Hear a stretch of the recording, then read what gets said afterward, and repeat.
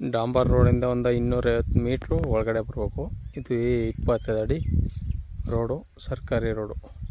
ಒಂದು ಸ್ವಲ್ಪ ಮರಗಳು ಆ ಕಡೆ ಈ ಕಡೆ ಬೆಳ್ಕೊಂಡಾಗೆ ಕಿರ್ದಾಕಂತಷ್ಟೇ.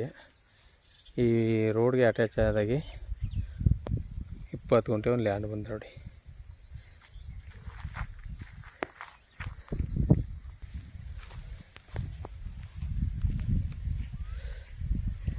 ಏನು ಮಾಡಿಬಿದ್ದ ಈ ಲ್ಯಾಂಡು 20 ಗುಂಟೆ. ಅಲ್ಲೊಂದು ಸುಮಿತ ನೋಡಿ, ಅಲ್ಲಿ ವರ್ಗಂಟ ನೋಡಿ, ಅಲ್ಲಿ ಗಾಡಿ ಹೋಯ್ತು. ಅದೇ ತಾರ್ ರೋಡು. ತಾರ್ ರೋಡ್ನಿಂದ 7ನೇ ಪಾಯಿಂಟು, ಅಂದರೆ ಈ ಕಡೆಯಿಂದ ಬರೋದಿಂದ ಒಂದು 300 ಮೀಟ್ರ್ ಐತೆ. ಆ ಫ್ರಂಟು 20 ಗುಂಟೆ ಕೊಟ್ಟರೆ ಅಲ್ಲಿಗೆ ಡಾಂಬರ್ ರೋಡೇ ಟಚ್ ಐತೆ.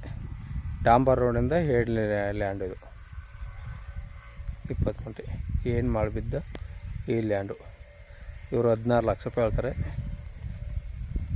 ಕೂತ್ಕೊಂಡ್ರೆ ವ್ಯಾಪಾರದಲ್ಲಿ ಸ್ವಲ್ಪ ಹೆಚ್ಚು ಕಡಿಮೆ ಆಗುತ್ತೆ, ನೆಗೋಸಿಯಬಲ್ ಆಗುತ್ತೆ. ಇದು ನಂಜನಗೂಡು ರಿಜಿಸ್ಟ್ರೇಷನು.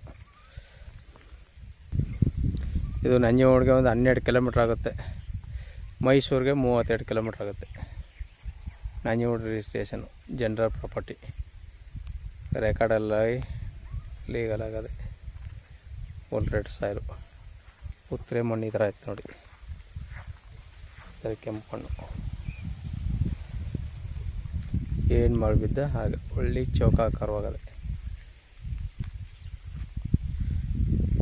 ಈ ಬೇಲ್ನ ತೆರವು ಮಾಡ್ಬಿಟ್ಟು ಇಲ್ಲೇ ಗೇಟ್ ಮಾಡ್ಕೊಬೋದು